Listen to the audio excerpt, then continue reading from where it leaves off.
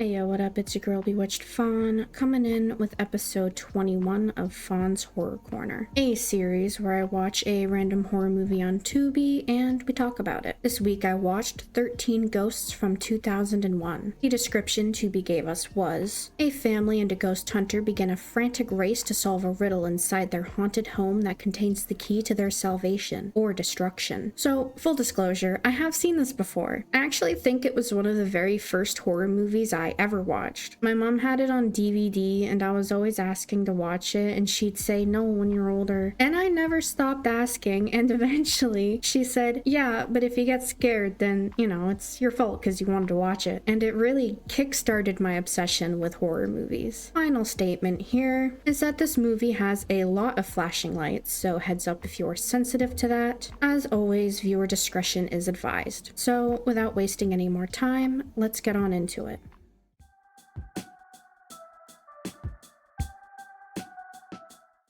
We begin in this eerie scrapyard. We get the title card, and now a truck is busting through the gates followed by other cars. People are flooding out and this high-tech shit is being set up. This sick car appears and this bougie bitch steps out. Dennis gives the warning that someone is breathing down his neck and they should get out. And Cyrus is like, yeah, cool bud. Dennis wants to take his pills, but Cyrus says, nah bro, you're raw dogging this shit. Now he's told to find where he is hiding. If you haven't guessed yet, Dennis is psychic. There's 40 victims here, 9 from when he was alive and the rest came after. And he's nearby. The cube is being prepared and chaos is already arriving. 2 intruders get busted. They don't agree with what Cyrus is doing. He's capturing the ghosts for God knows what reason. They seem to know a lot though. They mention that he'll never pull it off without the 13th ghost. So they swiftly get escorted off base. Dennis is putting up a fight about the 13th ghost, but settle down. It's time to release the bait. And this is cool as fuck. Power up that fucking cube and transmit that sick chant. Seems like it's working. This ghost is going fucking ape. And we get our first look, and my god, he's wreaking havoc. Unfortunately for him, he's locked in there with the ghost. But hey, the job is done. The 12th ghost is caught. Helena is screaming because her partner in crime is dead, along with Cyrus. That alone was the fucking intro to the movie. I mean, what a show already. But I am going to step in real quick. Not that I needed to tell you, but Dennis is Matthew motherfucking Lillard, the absolute legend. He's been in so much, and I adore him in everything, and I need to get my goblin hands on the Ghostface vodka he made. Here's a happy family. Nothing ever goes wrong with happy families. A fire alarm is going off. Seems a fire has been started. The father pulls the kids out, but the mother hasn't reappeared, and ultimately, she passes away. Arthur gets summoned for breakfast. This kid likes gnarly shit, and the nanny Maggie is kind of a vibe. Their banter is genuinely funny, like the writing and execution is so good. The vibes go away, as everyone is under their own kinds of stress due to grief. But a visitor has arrived, and he's a lawyer. He's here on Cyrus's behalf. He's an estranged uncle, but he left a video for Arthur before passing. Him and his family are his sole beneficiaries. They're given a unique key, a key to their new house. Cyrus is one-of-a-kind home. Needless to say, everyone is a bit excited. And now we're on our way. This is my time to step in, again, to say that there are still 2 more familiar faces, for me at least. For starters, Kathy is played by Shannon Elizabeth, who I know mostly for her role in Scary Movie 1, and Arthur is played by Tony Shalhoub.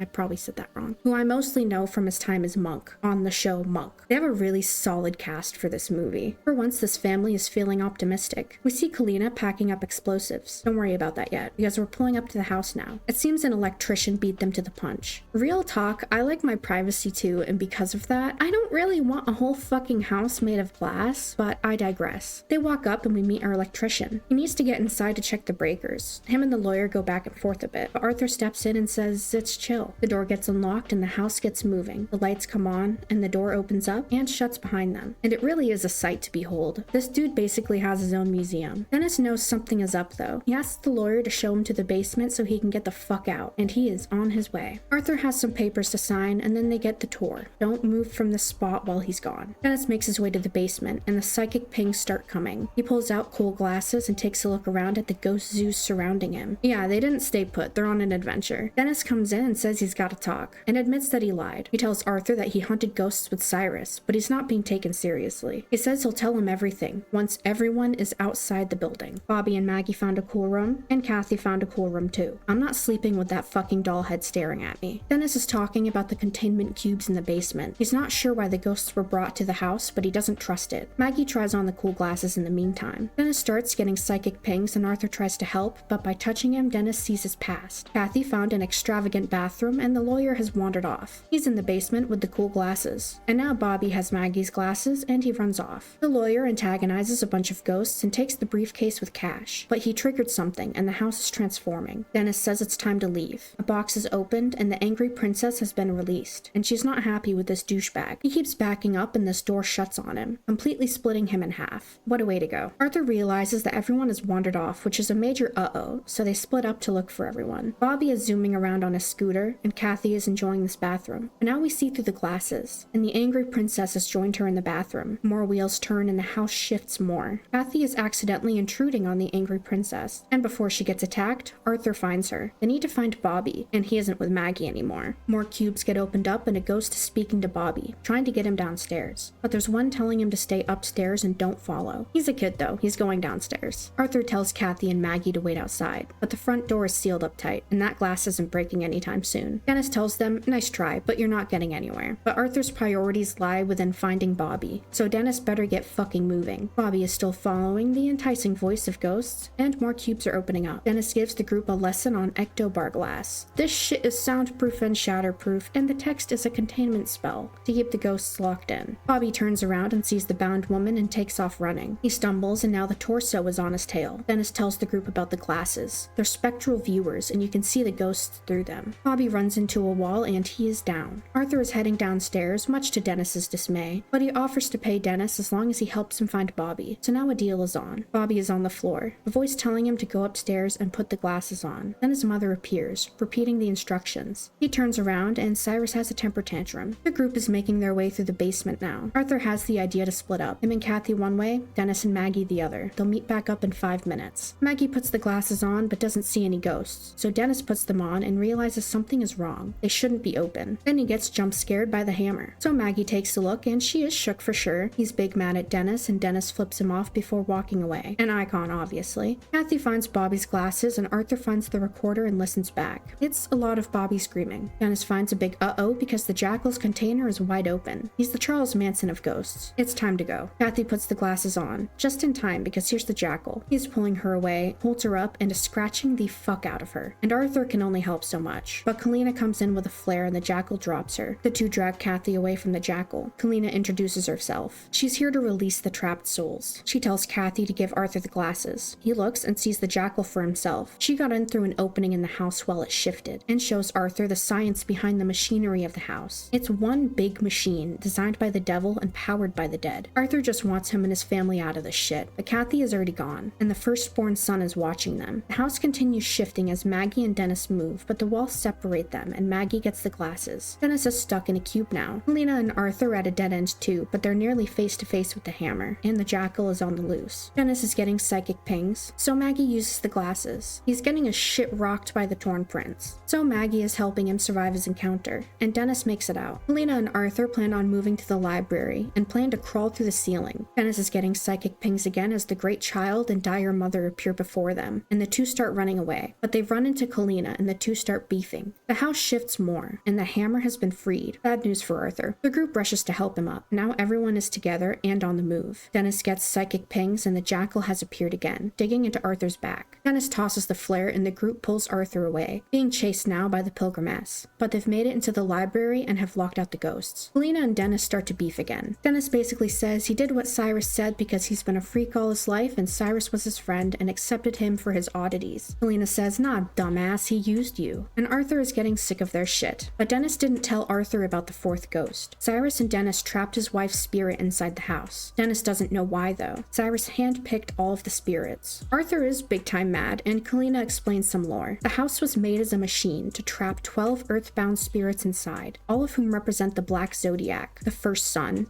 the torso, the bound woman, the withered lover, the torn prince, the angry princess, the pilgrimess, the great child and the dire mother, the hammer, the Jackal, and the Juggernaut. These spirits were needed to make the machine work. Once the machine starts, they're released one by one and are drawn to its center, thus powering it up to open the Eye of Hell. That making Cyrus really fucking powerful. But that's 12. What about the 13th? 13th is a failsafe. It needs a willing sacrifice, a ghost created out of pure love, to short-circuit the system. To save his kids, he needs to trade his life. Helena says it's either willful sacrifice or she's bombing her way out, so figure it out quick. Dennis offers to hunt down the kids one last time with Arthur before the final ghost is released. Arthur asks Kalina to stop the machine no matter what happens, and asks for the final flare and a whole slab of wall. Kalina and Maggie are doing their own thing, and Maggie gets some glasses. Dennis and Arthur are enduring tight hallways with their glass. Kalina and Maggie stumble upon the lawyer, and they make their way to the machine. The Torn Prince appears before Dennis and Arthur. Cyrus appears before Maggie. The Torn Prince gets spectrally squashed into a wall, and Kalina knocks Maggie the fuck out. Looks like Cyrus isn't dead, and he doesn't want romance. She's been a part of this from the beginning. Dennis knows something is wrong and puts Arthur into a corner with the glass while the hammer approaches. Dennis is sacrificing himself for Arthur, and now the Juggernaut is free. This is the most unfair tag team of a lifetime, and Dennis is getting really fucked up, and ultimately gets killed by the Juggernaut. Helena explains that unless the kids are in jeopardy, Arthur won't sacrifice himself. So the simple answer is to do just that. Cyrus doesn't give a fuck. So Kalina goes to do her job, and Cyrus gets the party started, summoning the spirits to the center. Arthur collapses, and Jean visits him. It's a very bittersweet scene, as she gets summoned to the center. Cyrus locks Kalina into this box, and she pops like a grape. The kids appear in the center of the machine, and with the glasses, we see all the spirits in the circle. He turns, however, and sees Cyrus standing before him. Arthur counts the number of spirits, 12, and remembers he's the 13th. Putting the pieces together, he removed the glasses, and Cyrus still stands before him, and the two begin fighting. Cyrus has a superiority complex and tells Arthur he will make that sacrifice. But the audio is fucky, and it's Maggie playing with it, giving Arthur the opportunity to fight back. She pulls a bunch of levers, and the spirits are moving, and the machine is looking chaotic. The spirits go to Cyrus and lift him up and yeet that bitch into the machine. Ghost Dennis tells Arthur that he can still finish this and go to your kids. Arthur looks over the circle. The machine explodes, and Arthur jumps into the center with his children as the whole place is blowing the fuck up. With the house destroyed, all the spirits are free now, and Arthur and his kids are together and alive, Jean watching over them. And Maggie is pretty fucking done with this bullshit. Can't blame her. And that's it. That's the movie. Let's get into my afterthoughts.